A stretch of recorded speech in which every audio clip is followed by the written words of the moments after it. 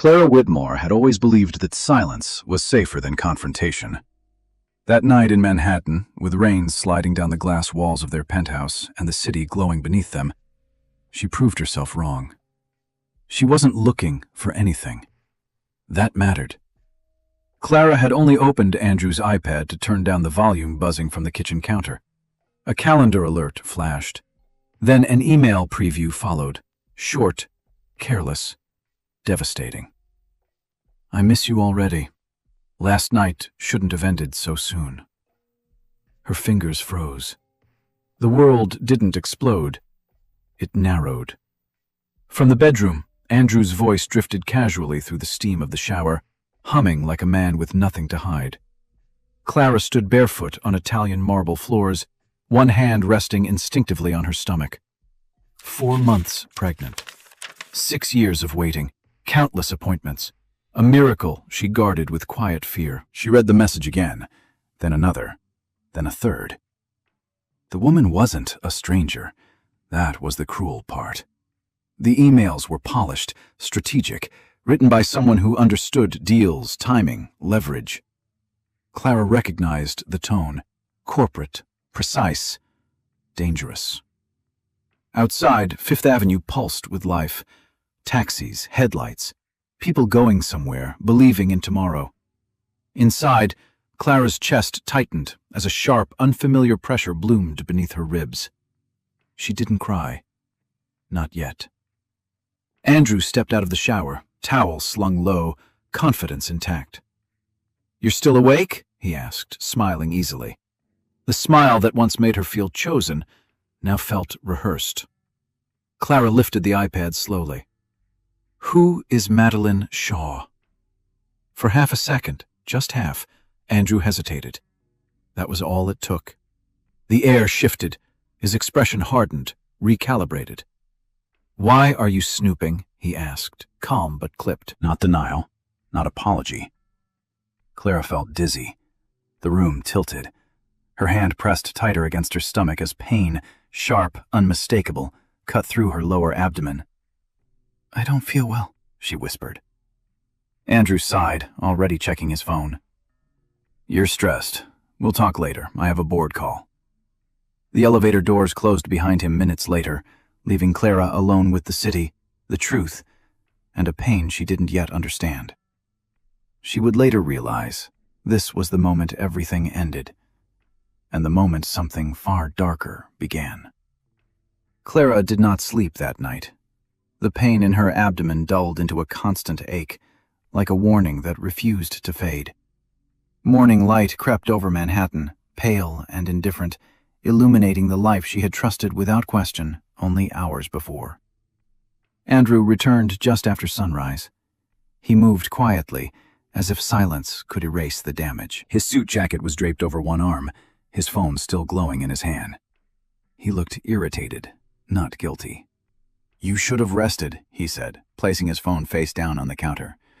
"Stress isn't good for the baby." The word baby landed wrong.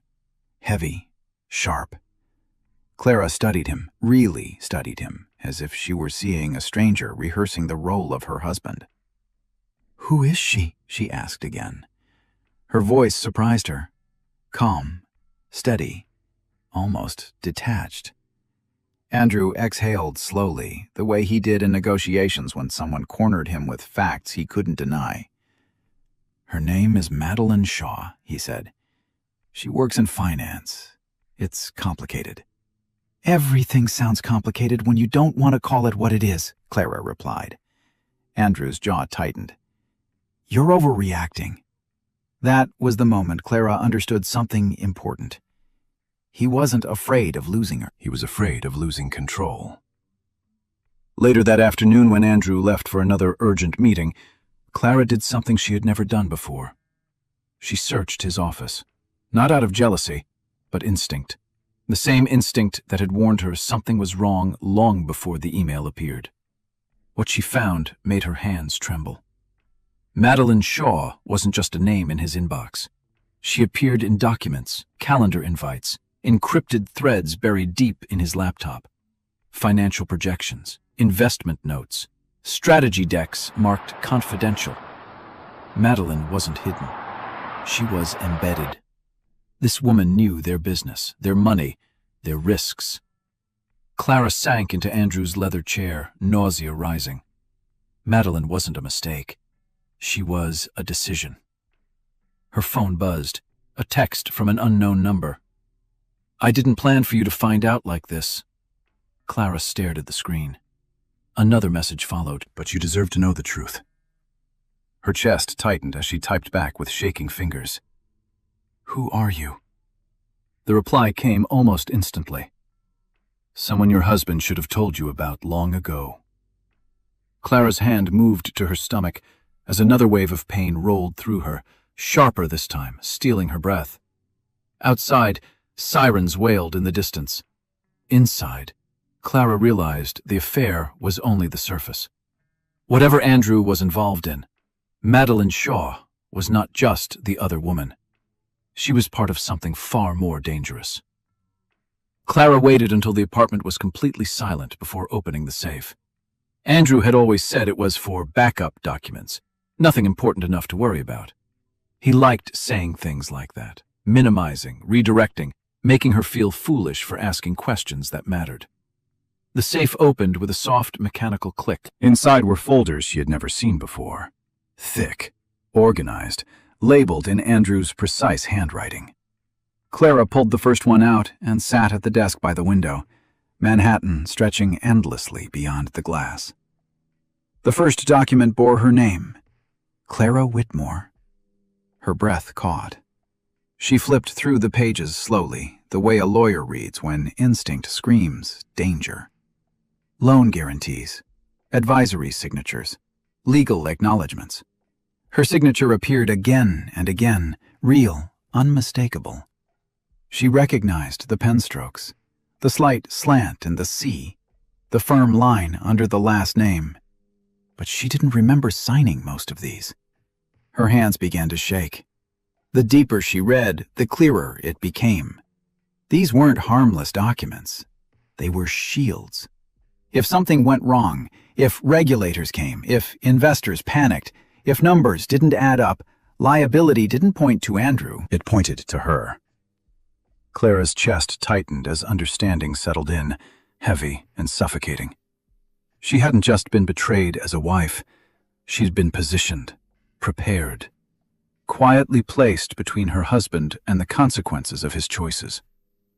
A sudden memory surfaced, Andrew asking her to just sign something real quick during her second trimester appointment. Her nausea, her exhaustion, his reassurance that it was routine, that she trusted him. The pain in her abdomen flared sharply, forcing her to grip the edge of the desk. She closed her eyes, breathing through it, fear threading into something colder.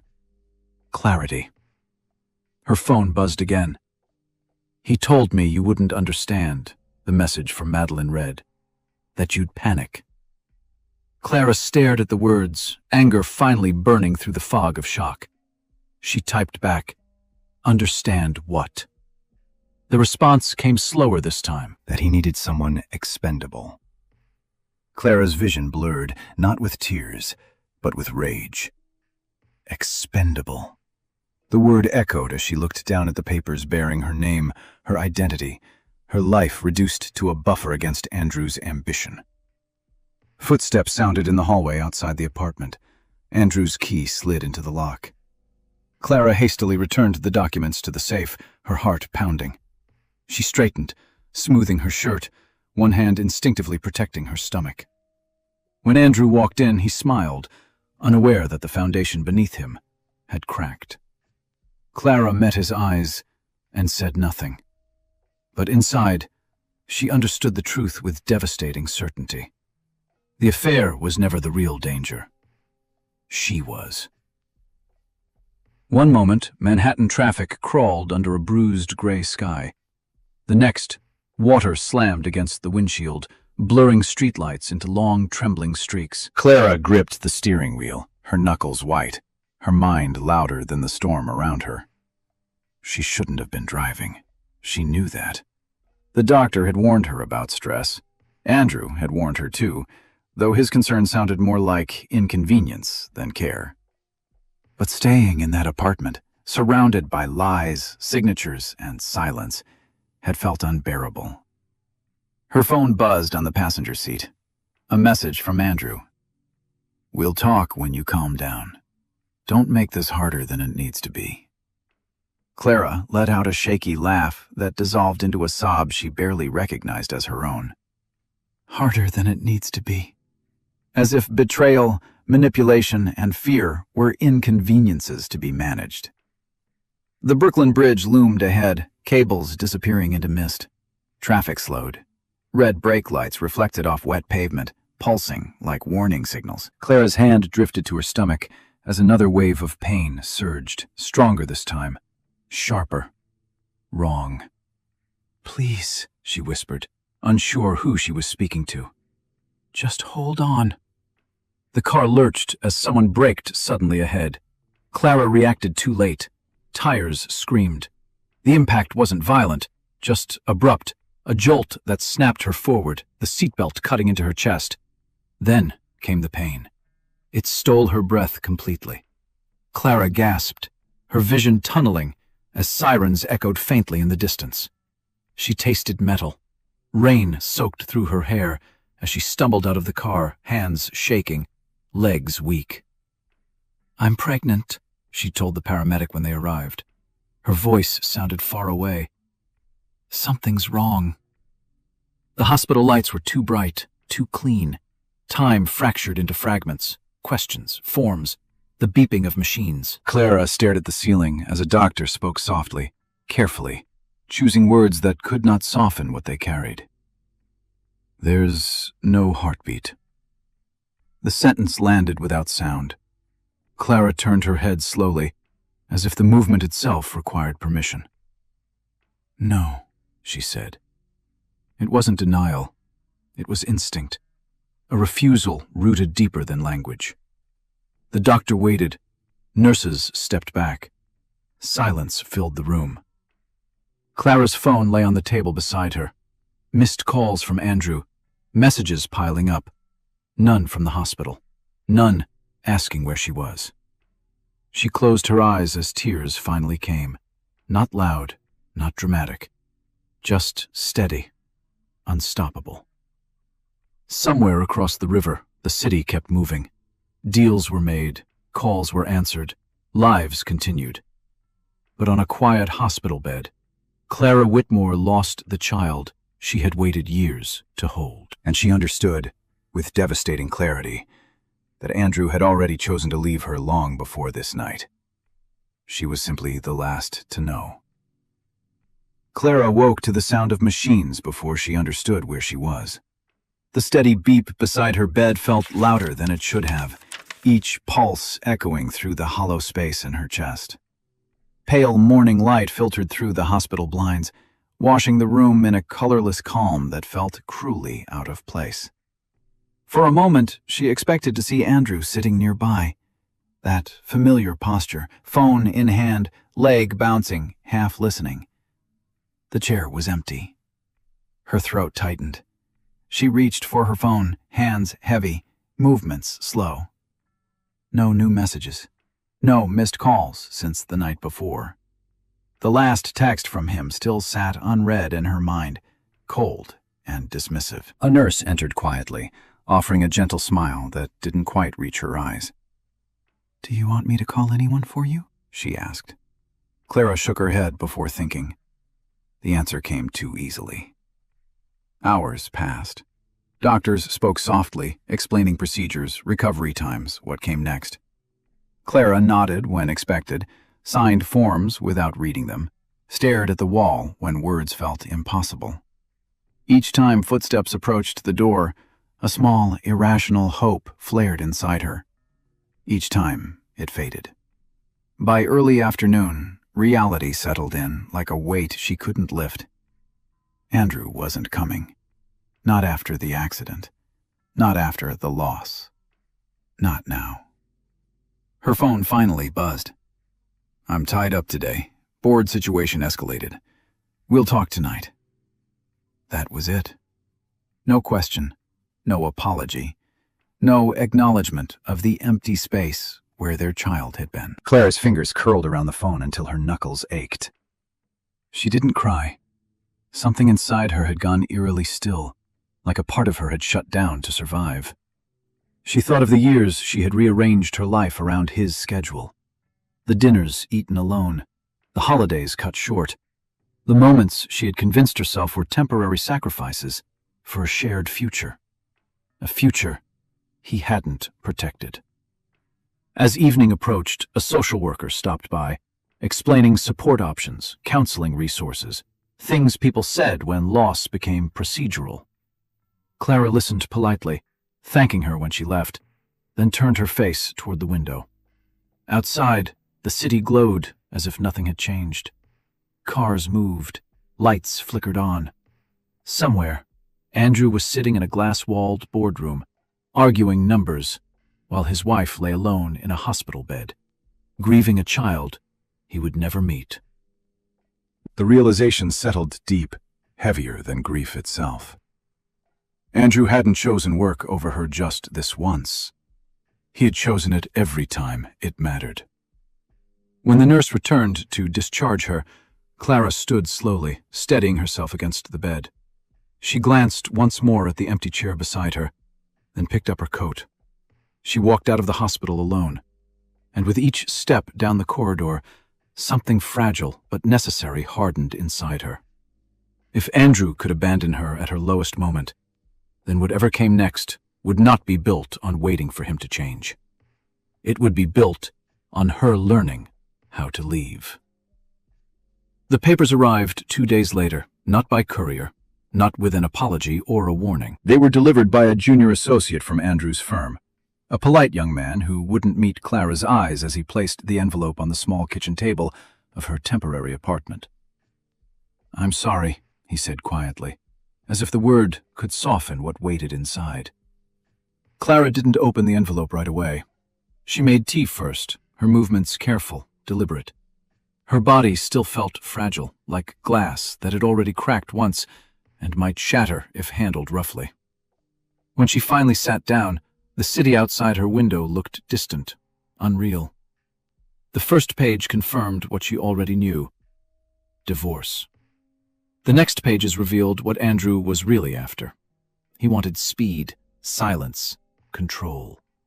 The settlement was brutally one-sided. Clara would receive a modest payout, barely enough to restart her life. She would waive any claim to Andrew's company, its assets, or future earnings. Most chilling of all was the final clause, printed neatly, almost politely. A non-disclosure agreement. She was forbidden from speaking about Andrew's finances, his business practices, or any documents she had signed during their marriage. Violation meant financial ruin, legal annihilation. Clara felt a familiar tightness in her chest, but she forced herself to keep reading. This wasn't just a divorce. It was a muzzle. Andrew arrived that evening unannounced. He stood in the doorway, immaculate as always, as if the world hadn't tilted off its axis days earlier. "This is for the best," he said calmly. "Dragging things out won't help either of us." "What about our child?" Clara asked. Her voice barely trembled. Andrew looked away, just for a moment. "What's done is done." That was his answer. He explained the agreement the way he explained everything, rational, detached, framed as generosity. He spoke of reputations, investors, damage control. He never once said sorry. Clara thought of her mother, weak and waiting for her at home, of the medical bills, of her suspended license to practice law, tied up in technical reviews Andrew's influence had quietly triggered. She understood the trap perfectly. If she fought, she would lose everything. If she stayed silent, she might survive. Clara signed. The pen felt heavier than it should have, each stroke sealing something final. Andrew watched closely, relief flickering across his face when she finished. "You're doing the right thing," he said. Clara looked up at him, her expression unreadable. "For now," she replied. Andrew didn't notice. He kissed her forehead once, a gesture so hollow it almost made her laugh. and left with the signed papers tucked under his arm. When the door closed, Clara sat alone at the table, the silence thick and absolute. She had given Andrew exactly what he wanted, and in doing so, she had bought herself time. Time he would come to regret. The fall was quiet. There were no headlines, no dramatic confrontations, no public collapse that people could point to and say, "That's when it happened." Clara's life unraveled in small, efficient ways, exactly the way Andrew had planned it. The first letter came from the State Bar Association. Her license to practice law was under review due to potential conflicts of interest tied to documents she had signed during her marriage. Nothing accusatory, just enough uncertainty to make firms hesitate, enough to make phone calls go unanswered. Then the accounts froze. Not all of them, just the ones Andrew had once insisted they simplify by putting under joint management. Clara stood in line at her bank, the hum of fluorescent lights buzzing above her, while a polite teller explained that access was temporarily restricted pending clarification from legal counsel. Legal counsel that now belonged to Andrew. She moved out of the penthouse within a week. The apartment felt hollow without its glass walls and skyline views, but the smaller space suited her new reality. A borrowed couch, 2 suitcases, boxes stacked neatly against a wall she tried not to lean on too often. Her mother's health declined quickly after that. Clara spent her days at hospital bedsides and her nights scrolling through job postings she was overqualified for and still couldn't get. She brewed cheap coffee instead of stopping at cafes. She read legal blogs on an aging laptop, forcing her mind to stay sharp while everything else slipped away. When her mother passed, it happened in the early morning, quietly, with Clara holding her hand and whispering reassurances she wasn't sure she believed. The grief was different this time, quieter, deeper, like something breaking far below the surface. Andrew sent flowers, white lilies, a card with his assistant's handwriting. "My condolences." That was all. The final blow came weeks later when a reporter called. Questions about Andrew's company, about Clara's involvement, about whether she had known. She declined to comment, her voice steady, the non-disclosure agreement echoing in her mind like a threat. By the end of the month, Clara was alone in every sense that mattered. No career, no marriage, no child, no mother. Even her reputation felt borrowed, fragile, dependent on Andrew's silence as much as her own. Some nights, she sat on the floor of her apartment, back against the wall, and let the weight of it press down on her until breathing felt optional. This was the point where most stories ended, where a woman disappeared quietly, folded into the background of someone else's success. But something inside Clara refused to break completely. She had lost everything Andrew thought mattered, which meant, for the first time, she had nothing left to protect. And that realization, slow, cold, unmistakable, was the beginning of something dangerous, something Andrew had never accounted for. While Clara learned how to live with less, Andrew Whitmore learned how to look untouchable. The headlines came first. FinTech visionary leads logistics giant into a new era. His face appeared on business sites, confident and composed, standing in front of glass towers and digital stock tickers. Analysts praised his decisive leadership. Investors called him disciplined, efficient, a man who had survived a turbulent year and emerged stronger. From the outside, Andrew's life looked immaculate. The company expanded aggressively. New offices, new capital, private meetings that stretched late into the night and ended with handshakes Clara once believed meant integrity. He wore success like armor, tailored suits, calm interviews, carefully rehearsed humility. No one mentioned the wife who had quietly disappeared. No one mentioned the pregnancy that never reached the press. And certainly no one mentioned the documents with her name on them, buried deep enough to stay invisible. Clara saw his rise in fragments. A notification on a news app while waiting for the bus, a photo glimpsed on a muted television in a diner. Andrew on a stage, smiling as applause filled the room, speaking about resilience and sacrifice. She turned the volume down every time. It would have been easier to believe he had won if the victory had looked loud, cruel, obvious. Instead, it felt surgical, clean, as if the world had agreed to move on without asking what it had cost. Andrew noticed the silence too, and mistook it for defeat. In private, he told people Clara had been unstable, that grief had made her irrational, that the divorce had been mutual, necessary, unfortunate. He framed himself as patient, understanding, the man who had tried, and people believed him. Why wouldn't they? Clara wasn't there to contradict the story. She wasn't suing. She wasn't talking. She wasn't fighting back. From Andrew's perspective, the problem had been solved. He even felt generous at times. Once, he instructed his assistant to check if Clara needed anything reasonable. The message never reached her. It didn't need to. Andrew slept well again. He assumed the worst was behind him, that whatever he had done had already taken its toll. That Clara, stripped of leverage and voice, would eventually fade into memory, a footnote to a chapter he no longer read. What he didn't see was the cost of his own confidence. Because while Andrew was busy performing success, he failed to notice the subtle shift beneath the surface. The quiet movements of people who didn't need headlines. The kind of men who waited, calculated, and stepped in only when everything was perfectly positioned to fall. Andrew believed the story was over. He was wrong. This was only the part where he felt safe.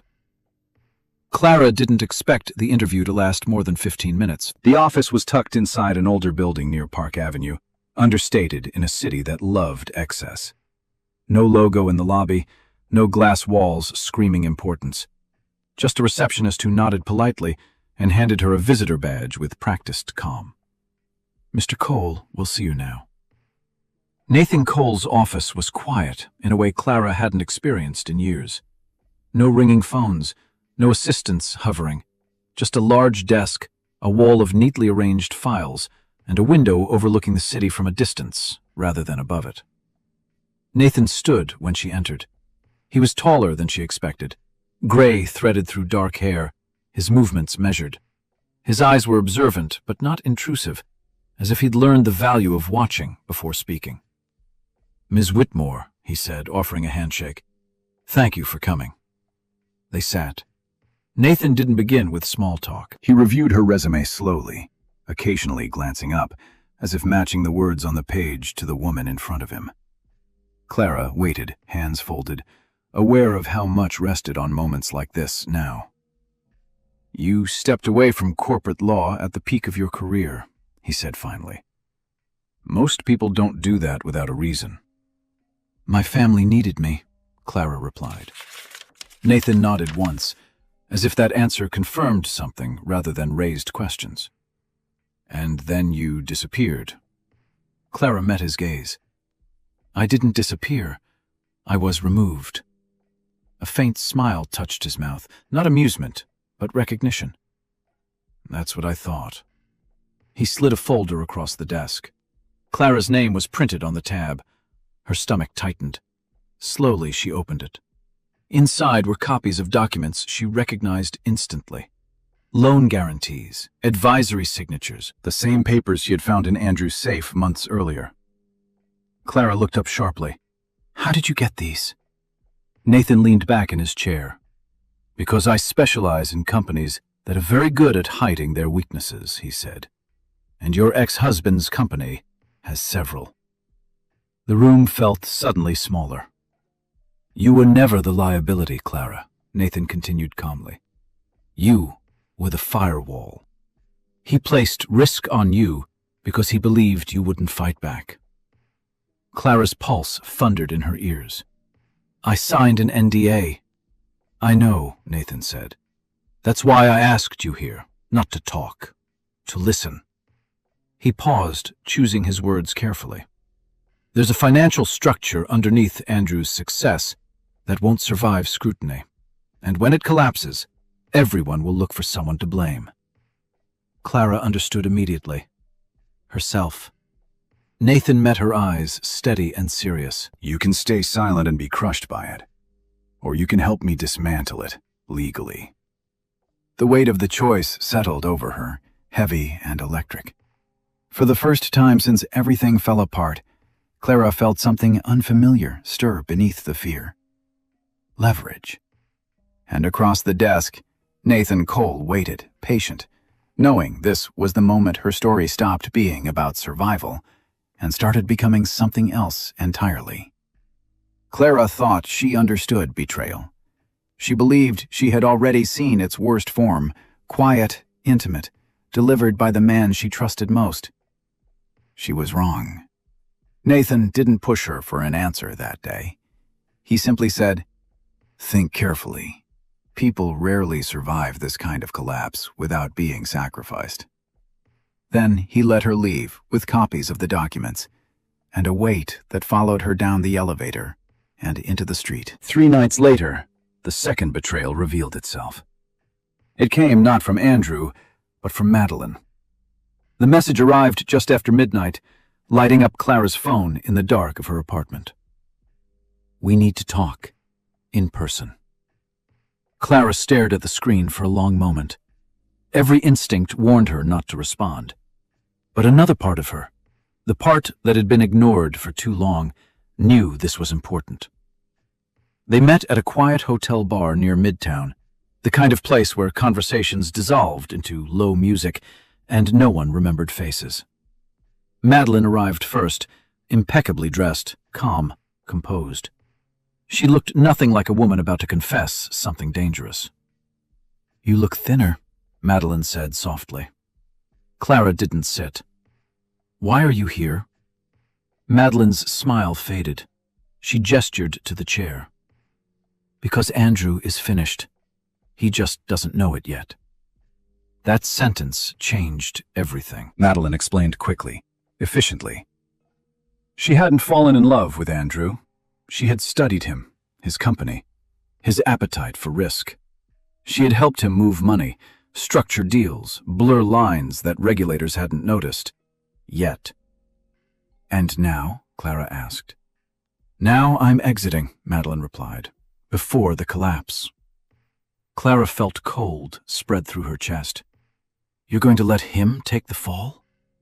Madeline hesitated. "He always planned to let you take it."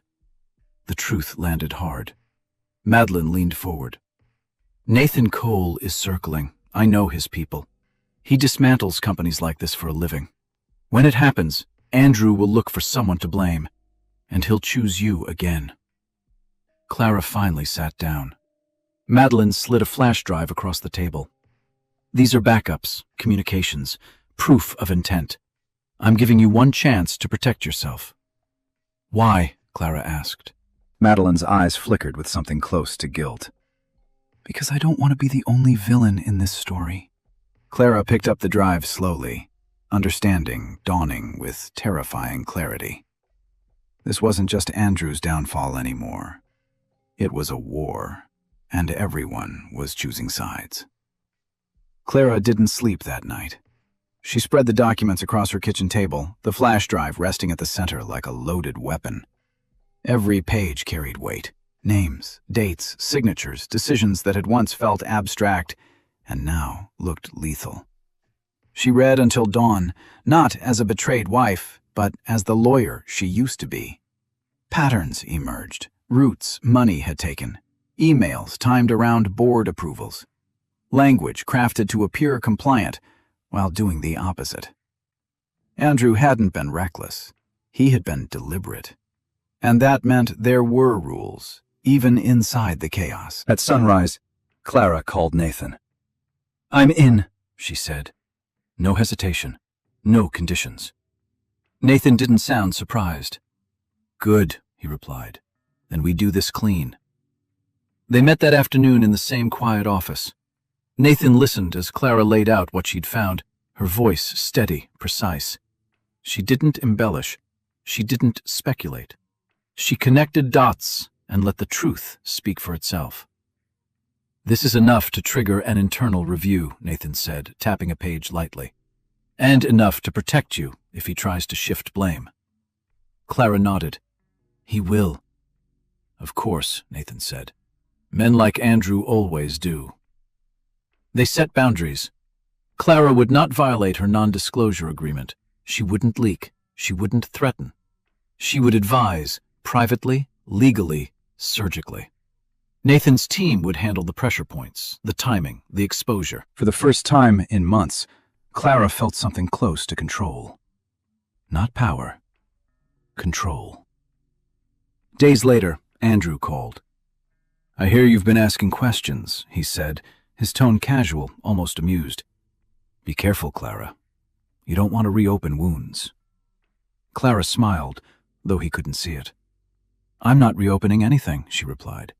"I'm closing files." Silence followed, then a short laugh. "You don't have the leverage you think you do." Clara ended the call without responding. That night, she deleted old photos, not out of anger, but clarity. The woman who had waited, trusted, absorbed damage, she was gone. In her place stood someone quieter, sharper, someone who understood that survival didn't require permission. Andrew believed the game belonged to him.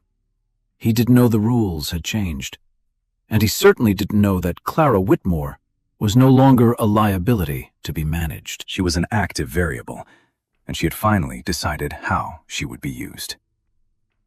The boardroom on Park Avenue was designed to intimidate.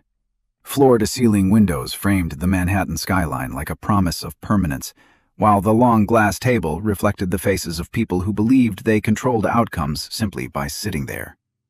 Andrew Whitmore stood at the head of the table, confident, composed, perfectly rehearsed. "This quarter proves our strategy is working," he said, tapping a slide on the screen. "Revenue growth, expansion forecasts." Applause followed, polite but approving. Andrew smiled modestly, the way men do when they expect admiration. He didn't see Nathan Cole enter the room. Nathan didn't announce himself. He didn't need to. The quiet shift in attention did that for him. Conversations stalled. A few board members straightened in their chairs, recognition flickering across their faces. Andrew turned slowly, irritation flashing before he masked it. "This is a closed meeting," he said coolly. Nathan placed a slim folder on the table. "Then you should have checked your calendar more carefully." He nodded toward the general counsel. "You invited us." Confusion rippled through the room. Andrew looked to the counsel, who avoided his gaze. Nathan took a seat without asking permission. "I represent a consortium currently reviewing exposure within your financial structure," he said evenly. "What we found raises serious concerns." Andrew laughed softly. "This feels premature." "Then this will feel educational," Nathan replied. He slid documents across the table. Not many, just enough. The room changed. Questions came fast. About shell entities, about deferred liability, about signatures that redirected accountability. Andrew answered smoothly at first, but the rhythm broke. He hesitated, corrected himself. Sweat gathered at his temple. Then Nathan said, "We've also identified an internal firewall designed to absorb regulatory fallout." He paused, letting the words settle. "The firewall is your ex-wife." Every head turned. Andrew's face drained of color. "That's absurd," he snapped. "She has no operational authority." Nathan didn't argue. He simply nodded to the screen. Clara's name appeared, her signatures, her guarantees. The stock ticker at the corner of the screen flickered red. Phones buzzed, one by one. A board member stood. "We need an emergency review." Another followed. "Effective immediately." Andrew opened his mouth to speak, but no one looked at him anymore. Nathan closed the folder calmly. "This isn't an accusation," he said. "It's a correction." As the meeting dissolved into controlled chaos, Andrew remained frozen, staring at the screen. For the first time, The skyline outside no longer looked permanent. It looked like something that could fall. Madeline Shaw didn't panic when the news broke. That was the mistake everyone noticed later. When the market reacted and Andrew's name began circulating in urgent emails and whispered calls, Madeline remained composed. Too composed. She left the office early, walked past the security desk with a polite nod, and drove away without looking back. By nightfall, she was already on a flight manifest flagged by compliance teams she once advised. Clara learned this from Nathan the following morning. "She's running," he said calmly over the phone, "which means she knows exactly how bad this is." Madeline didn't get far. Federal investigators moved faster than Andrew ever had. By the time Madeline landed, her accounts were frozen. Her devices were flagged. She was escorted into a quiet room with no windows and asked questions that didn't require raised voices to sound terrifying. Her confidence cracked quickly. Madeline had always believed she was smarter than the men she worked with. Smarter than Andrew. Smarter than the system. But systems didn't care about intention, only evidence. And there was a lot of it. She asked for Clara by name.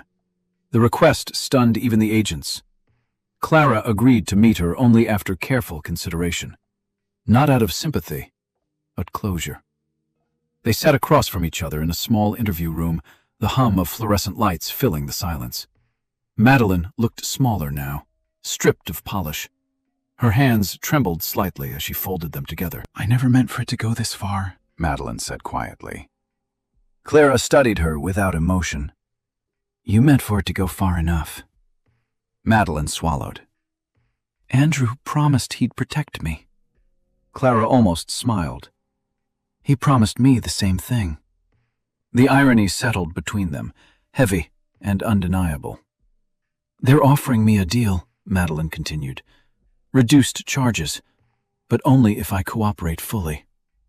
"And?" Clara asked. "And I need you to testify," Madeline said. "To confirm what he did. To shift the narrative." Clara leaned back slowly. "You want me to save you." Madeline's eyes filled with tears. "I don't want to go to prison." Clara nodded once, understanding something essential. This was the moment Madeline realized power had limits. "I won't testify for you," Clara said evenly. "But I won't stop the truth from being told." Madeline stared at her, devastated. By the end of the week, Madeline Shaw was formally charged. Her career vanished overnight. The woman who had believed herself untouchable became the first to fall. And, watching from the outside, Andrew Whitmore finally understood something he had never considered. He wasn't losing control slowly. He was losing it all at once. Andrew Whitmore had always believed panic was for other people. In crisis meetings, he was the calm one. When markets dipped, he reassured. When partners hesitated, he pressured quietly. Control, to Andrew, wasn't just a skill. It was an identity. Losing it felt impossible. Until it wasn't. The calls started before dawn. Lawyers, advisors, board members who had stopped using his first name. Each conversation carried the same undertone: distance, protection, survival. By noon, Andrew's access to internal systems was limited. By evening, it was gone entirely. He stood alone in his glass office, Manhattan stretching below him, and for the first time the view felt hostile. Nathan Cole's move had been precise. Not loud enough to trigger sympathy, not soft enough to ignore.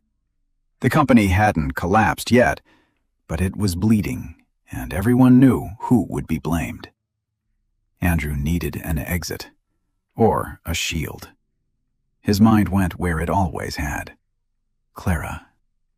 He called his legal team and instructed them to prepare a statement, carefully worded, plausibly deniable. It framed Clara as an over-involved spouse who had insisted on participating in advisory decisions. Someone emotional. Someone unstable after personal loss. Someone who had signed documents without fully understanding them. Someone expendable. That narrative won't hold, one lawyer warned. There's evidence, Andrew snapped. Then make it hold. By the next morning, rumors leaked. Not directly from him, never directly. Questions circulated online. Had Clara known? Had she approved the structures? Why had her name appeared so frequently? Clara saw it coming. Nathan warned her immediately. He's trying to reposition the blast radius. I expected that, she replied calmly. Andrew requested a meeting that afternoon. Neutral location, private. He arrived looking thinner, sharper around the edges, confidence now tinged with desperation. You're destroying everything, he said without preamble. You don't even understand what you're doing. Clara met his gaze steadily. I understand exactly what I'm doing. You signed those documents, Andrew continued, leaning forward. If this goes public, you go down with me. Clara didn't flinch. That's where you're wrong. Andrew laughed, brittle and forced. You think Nathan Cole is saving you? Men like him don't save anyone. Clara stood. No, they don't. They choose who's worth standing beside. Andrew watched her walk away, something unfamiliar tightening in his chest. Fear. Because for the first time, his old tactic wasn't working. Clara wasn't shrinking. She was waiting.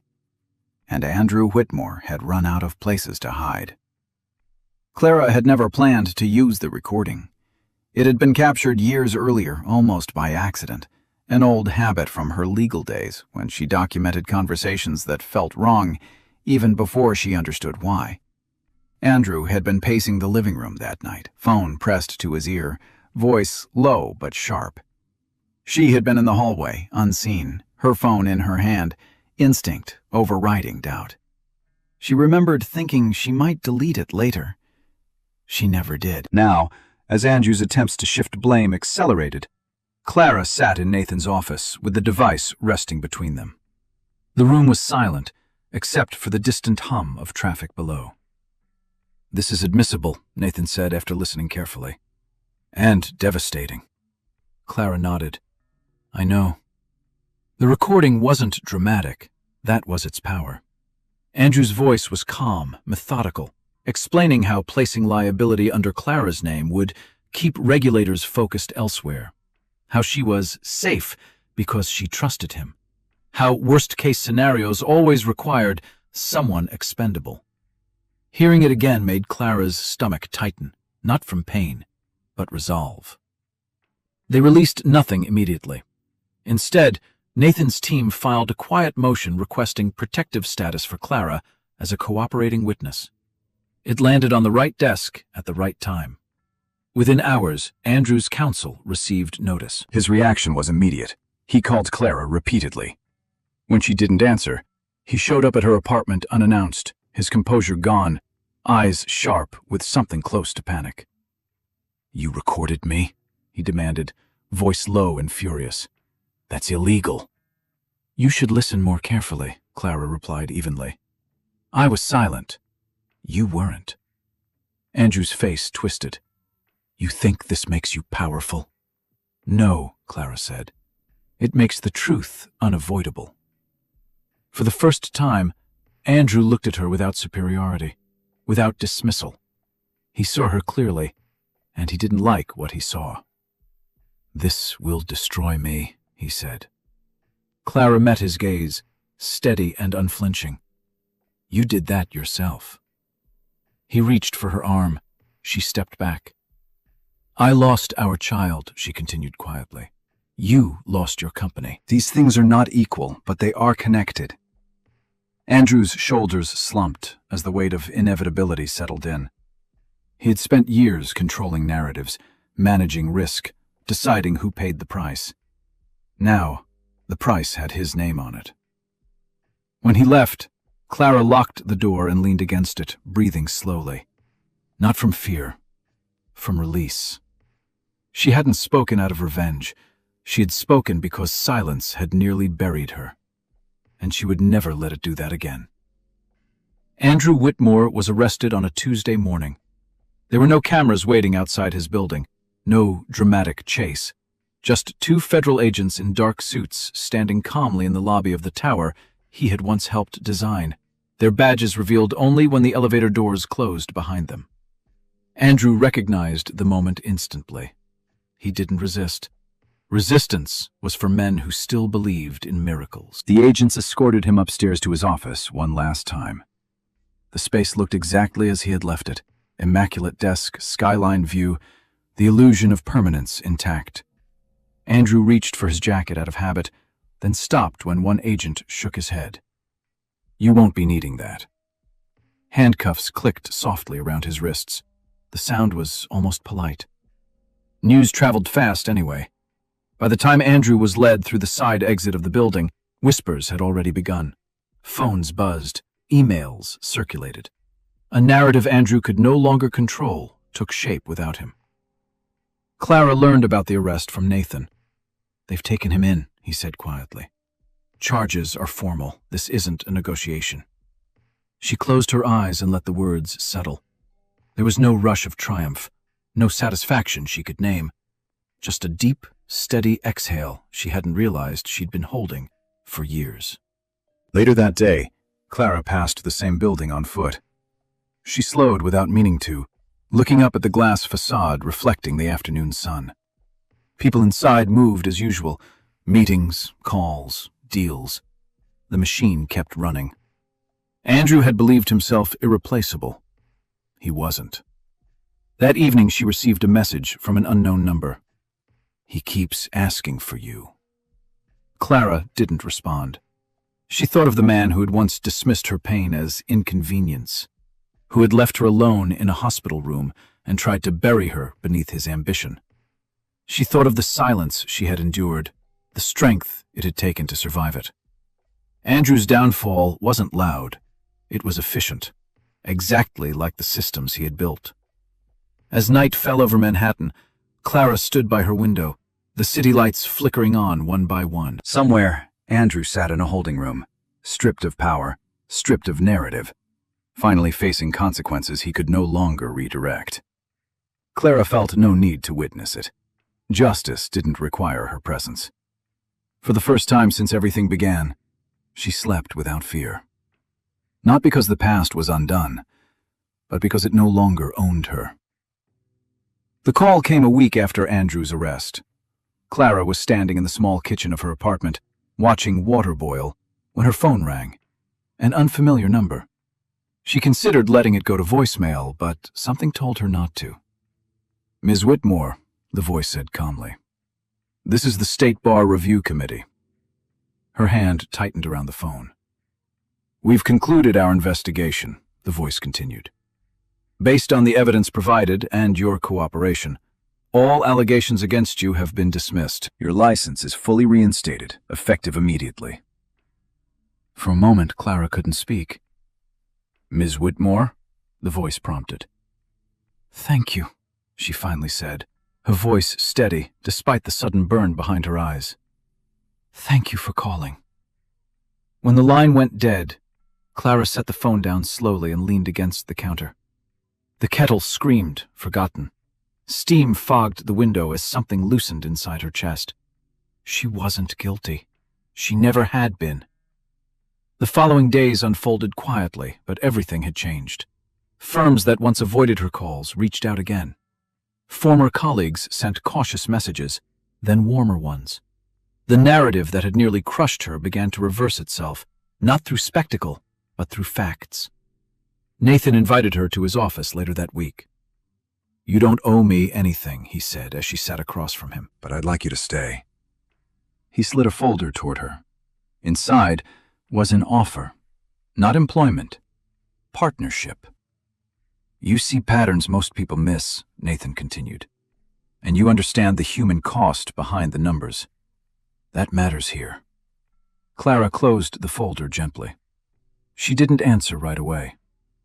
That evening, she walked through Central Park alone, leaves crunching beneath her feet. She thought of who she had been a year ago, careful, accommodating, defined by what she endured rather than what she chose. She wasn't that woman anymore. The next morning, she accepted. Clara Whitmore returned to the world not as someone rescued, but as someone restored.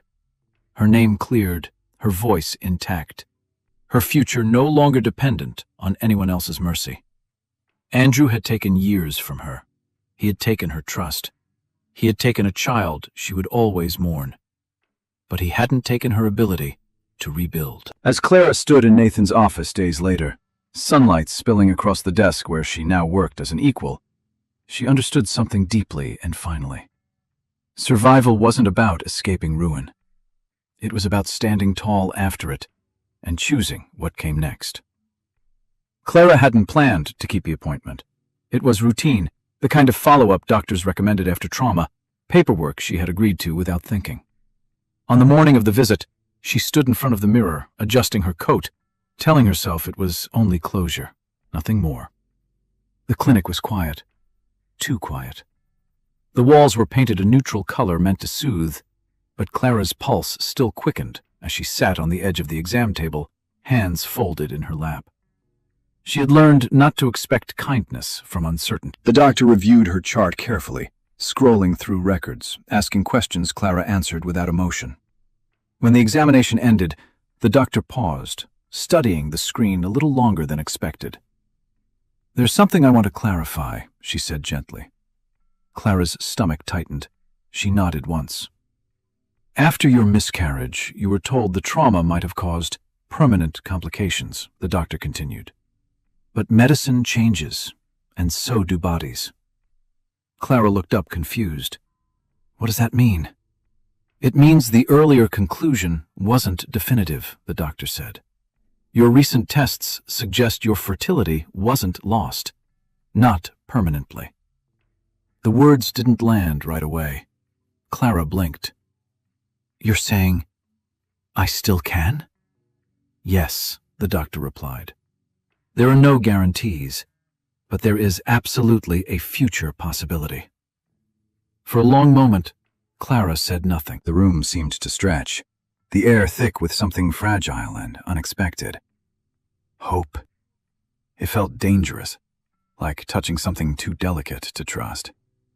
Clara had buried that part of herself carefully, believing it was gone forever, because believing otherwise had hurt too much. "I spent months thinking my body had failed," Clara said quietly. The doctor shook her head. "Your body survived something brutal. That's not failure." On the walk home, Clara moved slowly, absorbing the weight of what she'd been given. Not a promise, not a miracle, just a door she had thought was permanently closed, now slightly open. She stopped at a small park and sat on a bench, watching children chase each other across the grass. Once, that sight would have broken her. Today, it didn't. She placed a hand over her stomach, not in grief, but acknowledgement. She had lost a child. That truth would never change. But she had not lost her future. And for the first time since everything fell apart, Clara allowed herself to imagine a life not defined by what was taken from her, but by what might still be possible. The thought didn't overwhelm her. It steadied her. Clara never noticed when the shift happened. There was no single moment where friendship crossed into something else, no dramatic confession, no carefully planned seduction. What grew between her and Nathan did so quietly, the way trust always does, through consistency, respect, and time. They worked late often, seated across from each other in the office long after the city outside dimmed. Conversations drifted from case strategy to books, from past mistakes to future plans neither of them had once believed they were allowed to make. Nathan never asked her to explain her pain. He never tried to fix it. He simply made space for it to exist. That, Clara realized, was love in its most honest form. The evening Nathan proposed didn't look like a milestone from the outside. No gala, no champagne tower. Just dinner at a small restaurant overlooking the river. The city lights reflected softly on the water. Clara wore a simple dress, Nathan wore the same calm expression he always did. They talked about work, about his daughter, about the case that was finally closing. Then Nathan reached into his jacket pocket, not with urgency, not with drama, but with certainty. "I'm not asking you because I need you," he said quietly. "And I'm not asking you because you saved me or I saved you." Clara looked at him, heart steady, open. "I'm asking because life has already taken enough from both of us," Nathan continued. "And what we've built, carefully, honestly, deserves to be chosen." He placed a ring on the table. Simple, unassuming, intentional. "I don't want to protect you," he said. "I want to stand beside you, if you'll let me." Clara felt tears gather, not from grief, but recognition. This wasn't rescue. This wasn't escape. It was partnership. "Yes," she said, without hesitation. Nathan exhaled, relief softening his features, and reached for her hand. The future didn't feel overwhelming anymore. It felt possible. As they left the restaurant, the city moved around them as it always had, busy, indifferent, alive. But Clara walked differently now, lighter, not because she had forgotten the past, but because it no longer defined her. She had survived loss. She had reclaimed herself. And now, she was choosing something new, not as a reward, but as a right. The wedding took place on a quiet autumn afternoon, just as the city softened into gold. There were no headlines, no photographers waiting beyond the gates. Clara wanted it that way.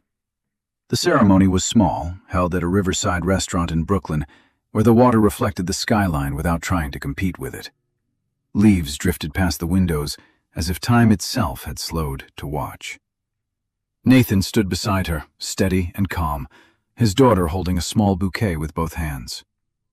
Clara wore a simple dress, unadorned, elegant in its restraint. When she walked forward, she felt no fear, no doubt, only presence.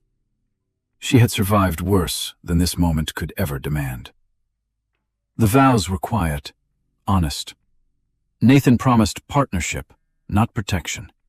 Clara promised truth, not perfection. When they exchanged rings, there was no applause at first, just a breath held collectively, then released. Later, as guests laughed softly over dinner, Clara stepped outside alone for a moment. The river moved steadily beneath the bridge, indifferent to human drama, constant in its flow. She placed a hand over her stomach, a gesture that now carried hope instead of grief. She thought of Andrew, sitting in a concrete room miles away, his world reduced to hearings and consequences. He had lost his freedom, his reputation, his illusion of control.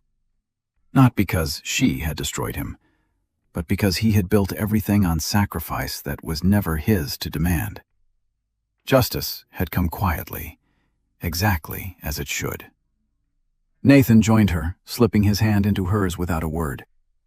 They stood together, watching the city lights emerge one by one, not as spectators to ambition, but as people who had chosen something better. "You okay?" he asked. Clara nodded. "I am." And she meant it. Her life was not perfect. It never would be. She carried loss she would always honor, scars she would never erase. But she also carried wisdom, strength, and the certainty that she had walked through fire without becoming cruel. That was her victory. Inside, laughter swelled. Music began. A future waited. Not promised, not guaranteed, but real. Clara turned back toward the light, toward the life she had rebuilt piece by piece. She had been broken. She had been underestimated. And in the end, she had been rewarded, not with revenge, but with peace, love, and a future that belonged entirely to her. So, the story has come to an end, and if you're still here with us right now, truly still here, then something in this journey must have touched your heart in a quiet but real way. Stories like this aren't just about betrayal, loss, or even justice. They're about what happens after life breaks you, when no one is watching, when applause is gone, and when you have to decide who you will become. Clara's journey reminds us of a simple Stoic truth Marcus Aurelius once wrote. You have power over your mind, not outside events. Realize this, and you will find strength.